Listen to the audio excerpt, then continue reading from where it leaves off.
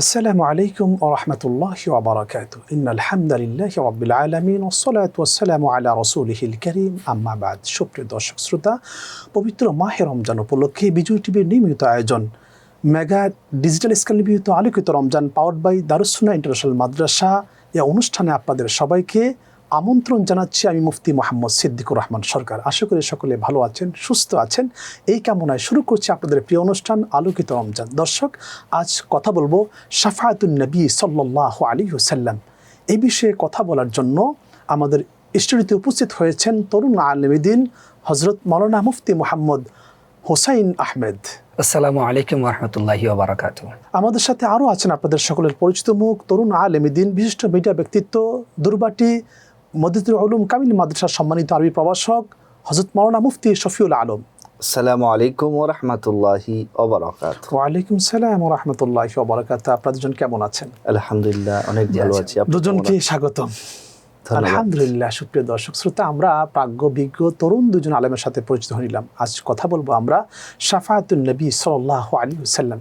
রাসূল করিম সাল্লাল্লাহু আলাইহি ওয়াসাল্লাম এই পৃথিবীতে এসে উম্মতি উম্মতি বলে কেঁদেছেন, আজও উম্মতি উম্মতি বলে কাঁদছেন। কিয়ামতের ময়দানে যেই বিভীষিকাময় অবস্থা তৈরি হবে, যেদিন কেউ কাউকে চিনবে না, সেদিনও আমার নবীজি আল্লাহ সুবহানাহু ওয়া তাআলার কুদরতি পা মুবারকের মধ্যে সাজদারত অবস্থায় শুধু উম্মতি উম্মতি বলে কাঁদবেন, যতক্ষণ না পর্যন্ত আল্লাহ বলুন যে নবীজি আপনি মাথা উঠান আর আপনার গুনাহগার উম্মতদেরকে আপনি জাহান্নাম থেকে বের করে করে জান্নাতে নিয়ে আসেন। সুবহানাল্লাহ।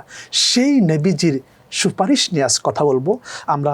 শুরু করব আমাদের তরুণ আলেম দ্বীন হযরত মাওলানা মুফতি আহমদ হোসাইন, আপনার কাছে। জি, শুকরিয়া, ধন্যবাদ আপনাকে। আলহামদুলিল্লাহ রাব্বিল আলামিন ওয়াস সালাতু ওয়াস সালামু আলা রাসূলিহিল কারীম।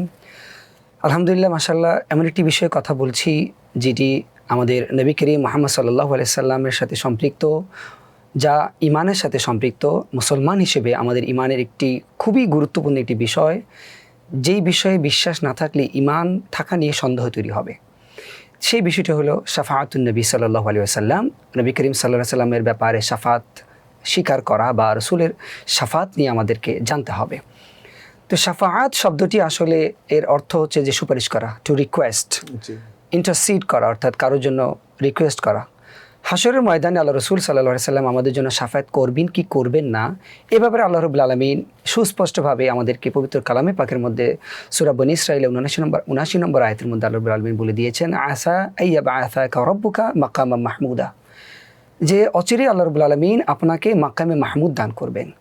এই যে মাকামে মাহমুদ শব্দটি এখানে আসলো তাফসীরের কিতাবের মধ্যে, এই মাকামে মাহমুদ দ্বারা সবাই অর্থ করেছেন এখানে মাকামে মাহমুদ দ্বারা রসুলের শাফাআতকে বোঝানো হয়েছে। তো শাফাআতটা কি? যে আল্লাহ রসুল আমাদের জন্য হাশরের ময়দানে যখন আল্লাহ রাব্বুল আলামিন কিয়ামত সংগঠিত করার পরে সবাইকে একত্রিত করবেন, বিচারের কাঠগড়ায় দাঁড় করাবেন, তখন আল্লাহ রাব্বুল আলামিন এত বেশি গরম থাকবেন, এত রাগান্বিত থাকবেন, কারো ওনার সামনে কথা বলার কোনো সাহস নেই। এবং সেই হাশরের কঠিন ময়দানে সে সময়ে যখন সূর্য মাথার উপরে থাকবে, সবাই সে সূর্যের তাপে ঘেমে ঘেমে সেই ঘামের মধ্যে সাঁতার কাটবে, অসহ্য একটি পরিস্থিতি তৈরি হবে। তখন সবাই দিকবিদিক ছোটাছুটি করবে যে কি করা যায়।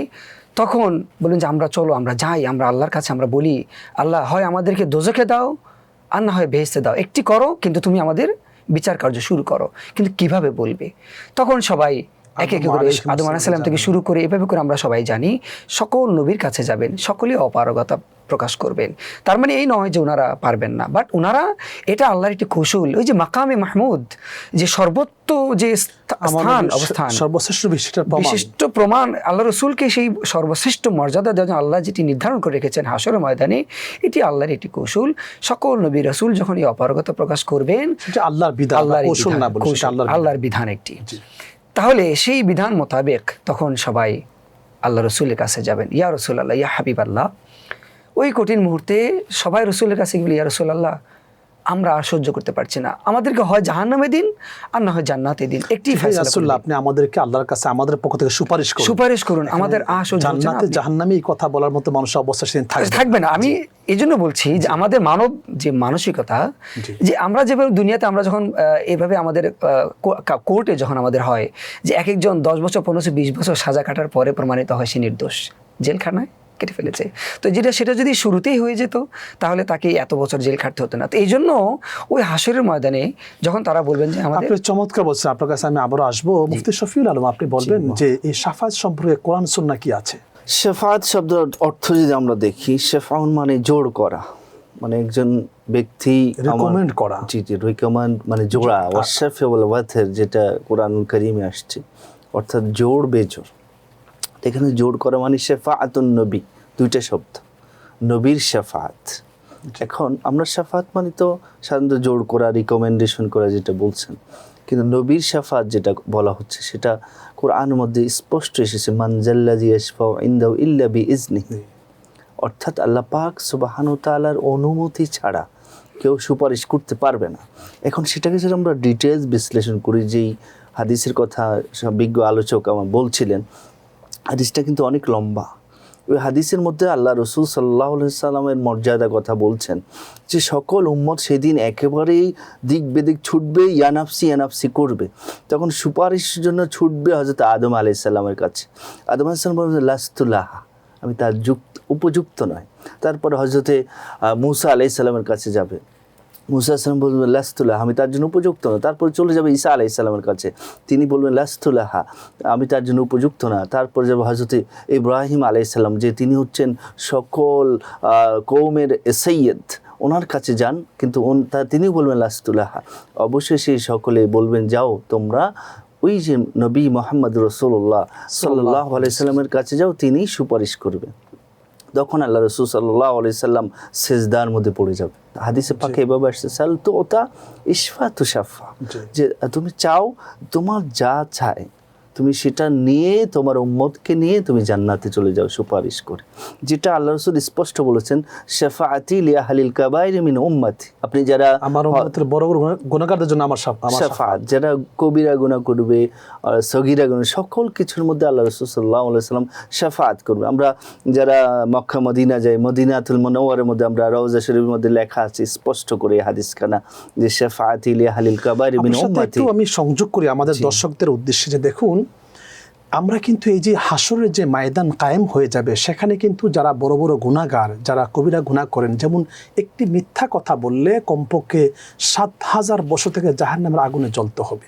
তো কবরে কিন্তু পানিশমেন্ট, শাস্তি রয়েছে। তারপরে হাসরের ময়দানে দীর্ঘ সময়, পৃথিবীর হায়াতে প্রায় লক্ষ লক্ষ কোটি কোটি বছর সেখানে অবস্থান করতে হবে। তারপরে জাহান্নামে বহু লোক চলে যাবে, সেখানেও শাস্তি ভোগ করবে।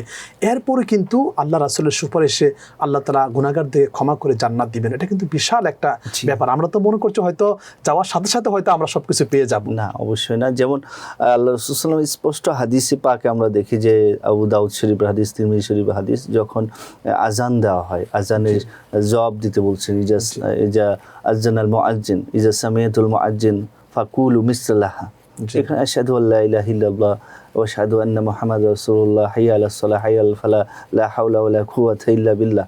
তারপরে সেখানের মধ্যে দেখা যাচ্ছে শেষের মধ্যে বলছে যে তোমরা এভাবে যারা উত্তর দিবা, ফাহাল্লাত লাহু শাফাআতি, যে তার জন্য আমার শাফাত হালাল হয়ে যাবে। সুবহানাল্লাহ। তাহলে এই যে হাদিসে পাকের মধ্যে এসেছে, এটা কি, যে জন্য আমরা মুনাজাতের মধ্যে ওয়ারযুকনা শাফাআতাহু ইয়াউমাল কিয়ামা বলি, যেটা আমরা বাইহাকি শরীফের মধ্যে হাদিস পাচ্ছি, আল জামিউল কবির এই কিতাবের মধ্যে পাচ্ছি। তাহলে এই যে বিষয়টা, যে রসুলের সুপারিশ ছাড়া তো যাওয়ার কোনো সুযোগ নেই, কারণ রসুল করিম সাল্লাল্লাহু আলাইহি ওয়াসাল্লাম শাফাতে কুবরার মালিক। তারপরে শাফাতে সগরা যেটা আসবে, অর্থাৎ বড় শাফাত, মানে রসুল শুরু করে দিবেন শাফাতের দরজাটা, বাবু শাফা খুলে দেবেন উম্মতের জন্য।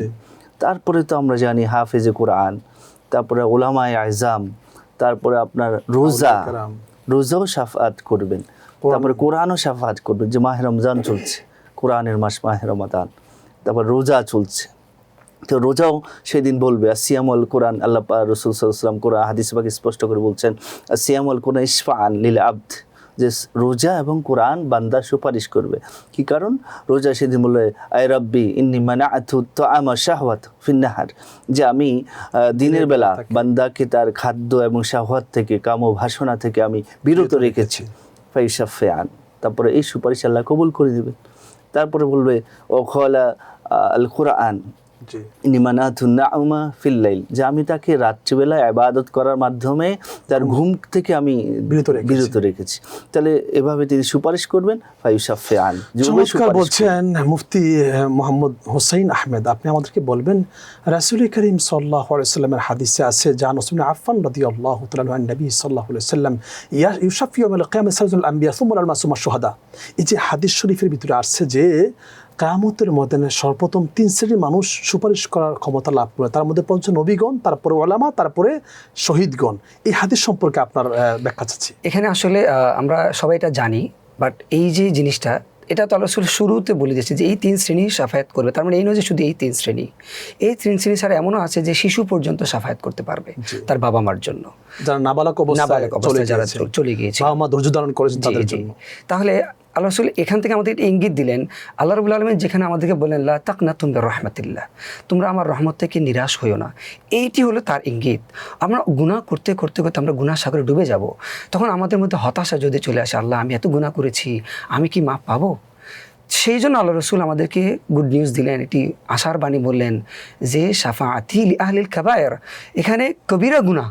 আল্লাহ রসুল হাদিস মধ্যে এভাবে বলেছেন যে আমার শাফায়াত কিন্তু তাদের জন্য না যারা মুমিন, তাদের জন্য না যারা মুত্তাকি, তাদের জন্য না, কাদের জন্য? গুনাহগারদের জন্য। বিশেষ করে যারা এটা রাসূল এভাবে বলেছেন, হাদিস মধ্যে এভাবে আছে। এটা মানে এই নয় যে তাদের জন্য করবেন না, তা না। অর্থাৎ আগে রাসূল তার গুনাহগার উম্মতের জন্য শাফায়াত করবেন। আল্লাহু আকবার, কত বড় নিয়ামত। ব্যাখ্যাটা আমি যদি আপনার সাথে সংযোগ করি, রাসূল করিম সাল্লাল্লাহু আলাইহি ওয়াসাল্লাম তো হাশরের ময়দানে একবার যাবেন হাউজে কাসরের সামনে, একবার ফুলসিরাতে, একবার জাহান্নামে, একজন মিজানের পাল্লায়। যেরকম মুরুক তার বাচ্চাকে চিলের কাছ থেকে বাঁচানোর জন্য দৌড়াদৌড়ি ছোটাছুটি করেন, ঠিক সেভাবে তিনি করবেন। জি। তো তারপরও দেখা যায় বহু গুনাহগার উম্মত, তারা কেউ ফুলসিরাত পার হতে গিয়ে নিচে পড়ে গেছেন, কেউ জাহান্নামে চলে গেছেন, তাদের জন্য আল্লাহ রাসূল তখন আল্লাহ কুদরতি সেজদায় পায়ে পড়ে যাবেন। আপনি আমার সাথে নিশ্চয়ই একমত হবেন। জি, পড়ুন প্লিজ। তো এখানে এখানে যে আল্লাহ রাসূল যে বললেন যে লি আহলিল কাবায়ের, আবার কোরআন শরীফের আরেকটি আয়াতের মধ্যে আছে যে ওয়াস্তাগফিরলি যামবি উম্মাতিকা ওয়াল মুমিনিন।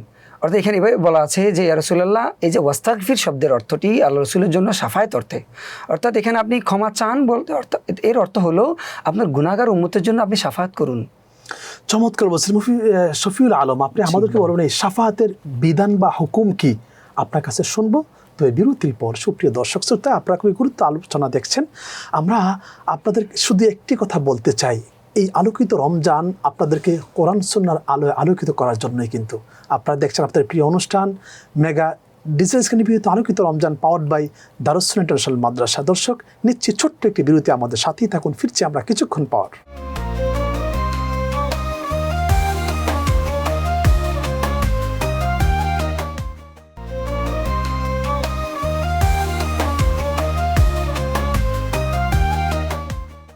আলহামদুলিল্লাহ, সুপ্রিয় দর্শক শ্রোতা, বিরতির পরে ফিরে আসলাম আপনাদের প্রিয় অনুষ্ঠান মেগা ডিজিটাল স্ক্রিনে নিবেদিত আলোকিত Ramzan, powered by Darus Sunnah international মাদ্রাসা। দর্শক, খুব গুরুত্বপূর্ণ আলোচনা শুনছিলাম। আমরা ফিরছি আমাদের মূল আলোচনায়।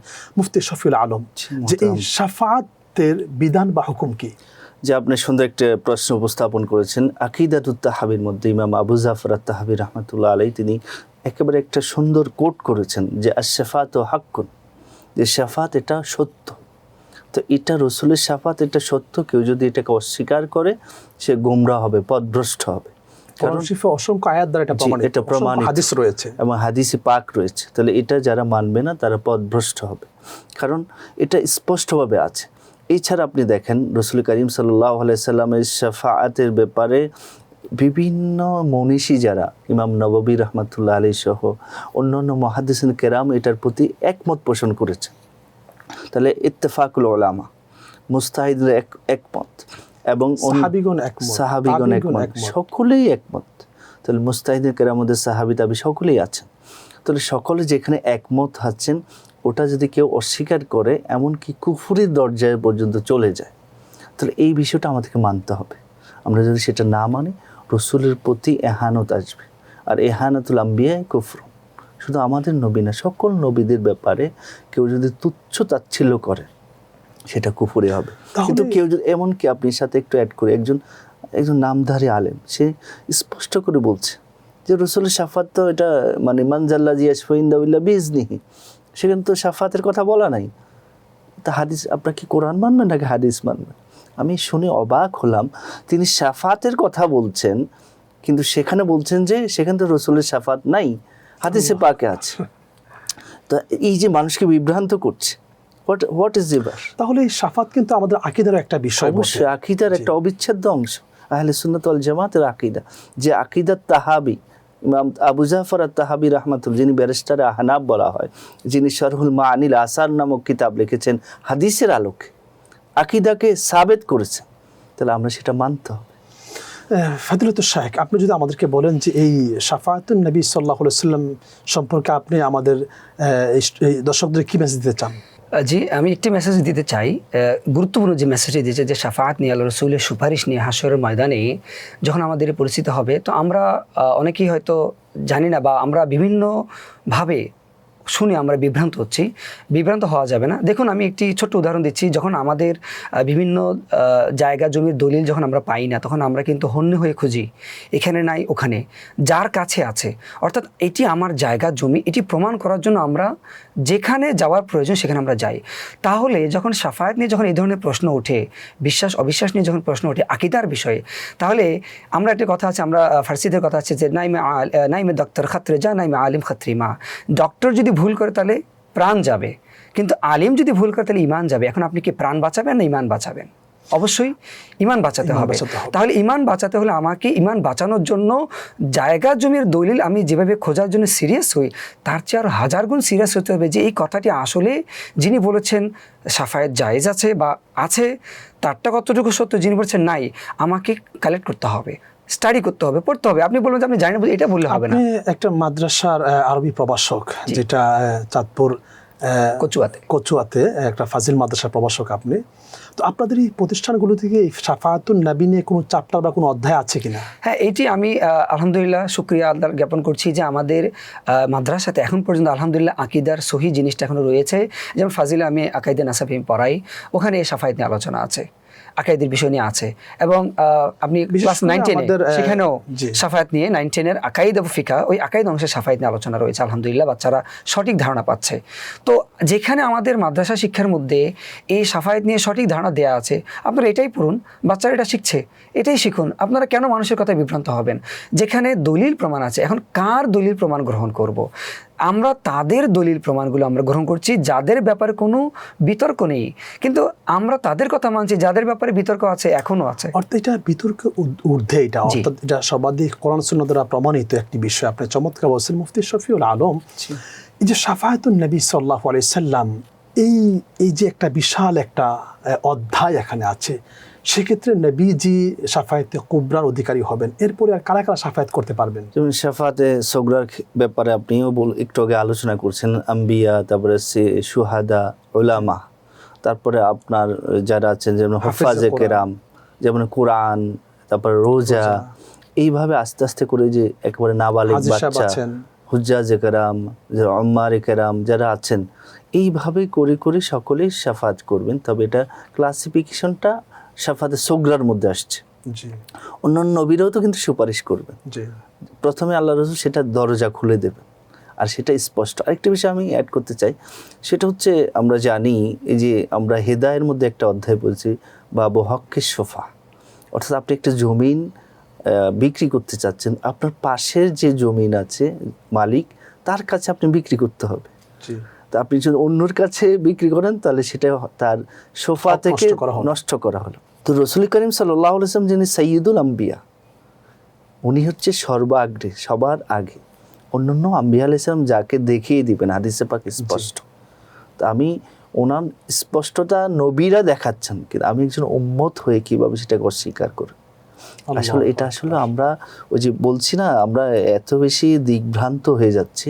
আমরা আসলে হাদিস কিয়ামতের একটা আলামত বটে। জি, আমরা হাদিসগুলো যথাযথ আমরা পড়ি না। এটাকে বুখারী শরীফের হাদিস, এই যে আমরা এই শাফাআত, এটা তো আছে, আবু দাউদ শরীফ আছে, তিরমিজি শরীফে আছে, সিয়াসিত্তা, যেটাকে আমরা বিশুদ্ধ ছয়খানা কিতাবের কথা বলি, ওই সিয়াসিত্তার মধ্যে হাদিসগুলো, তারপর আমরা অস্বীকার করি। এটার মূল হচ্ছে আমরা আসলে অনেক সময় ডলারের কাছে আমরা বিক্রি হয়ে যাই, বিভিন্ন আমরা আসলে পশ্চিমা সংস্কৃতিকে এমনভাবে গ্রহণ করতেছি, উপর দিয়ে আমরা খুব লেভেল দেখাচ্ছি। আমরা অনেক সময় মনে করি আমরা সেটাকে সহিহ হাদিসের নামে মানুষকে জালিয়াতি করছি। নিজে ঠিকই কিন্তু সঠিকভাবে অনেকে আছেন, নিজে চেষ্টা করেন সঠিকভাবে থাকার জন্য, কিন্তু অর্থের কারণে তিনি বিক্রি হয়ে যাচ্ছে। চমৎকার বলছেন। দুজনকে অসংখ্য ধন্যবাদ আমাদেরকে সময় দেওয়ার জন্য। সুপ্রিয় দর্শক শ্রোতা, শাফাআতুন নবী সাল্লাল্লাহু আলাইহি ওয়াসাল্লাম, নবী আমাদের কান্ডারি দরদি, আমাদের শেষ ভরসা নবী করিম সাল্লাল্লাহু আলাইহি ওয়াসাল্লাম। কিয়ামতের ময়দান যেদিন কায়েম হয়ে যাবে, যেদিন আল্লাহ সুবহানাহু ওয়া তাআলা সকলকে বিচারের কাঠগড়ায় দাঁড় করাবেন, যেদিন জমিনটা হবে তামার জমিন, চতুর্দিক দিয়ে আগুনের বাউন্ডারি হয়ে যাবে, মাথার উপরে সূর্য চলে আসবে, মানুষগুলি দিক বিদিক ছোটাছুটি করবে, যেদিন কেউ কাউকে চিনবে না। সেই দিন সবাই ইয়া নাফসি বলবে। ওই কঠিন মুসিবতের দিন নবী করিম সাল্লাল্লাহু আলাইহি ওয়াসাল্লাম শুধু উম্মতি বলে কাঁদবেন। আমরা আল্লাহ সুবহানাহু ওয়া তাআলার কাছে সেই কঠিন মুহূর্তে নবীজির শাফায়াত আমরা কামনা করি। এই জন্য আমরা দেখা যায় আজানের পরে যে দোয়া পড়ি, ওখানে আমরা বলি ওয়ারযুকনা শাফাআতাহু ইয়াউমাল কিয়ামা, আল্লাহ কিয়ামতের ময়দানে নবীজির শাফাত আমাদের নসিব করো। এই দোয়া আমরা সবসময় আল্লাহর কাছে করি। আল্লাহ সুবহানাহু ওয়া তাআলা আমাদের সারা বিশ্বের সকল মুসলমানদেরকে কিয়ামতের ময়দানে নবী করিম সাল্লাল্লাহু আলাইহি ওয়াসাল্লামের শাফাত আমাদের নসিব করুক। দর্শক, আপনারা দেখছেন আপনাদের প্রিয় অনুষ্ঠান মেগা ডিজিটাল স্ক্রিনে বিহিত আলোকিত Ramzan, powered by Darus Sunnah international মাদ্রাসা। অনুষ্ঠান একেবারে শেষ পর্যায়ে চলে এসেছি। আগামী পর্ব দেখার আমন্ত্রণ জানিয়ে আজ এখানেই বিদায় নিচ্ছি। আল্লাহ হাফেজ।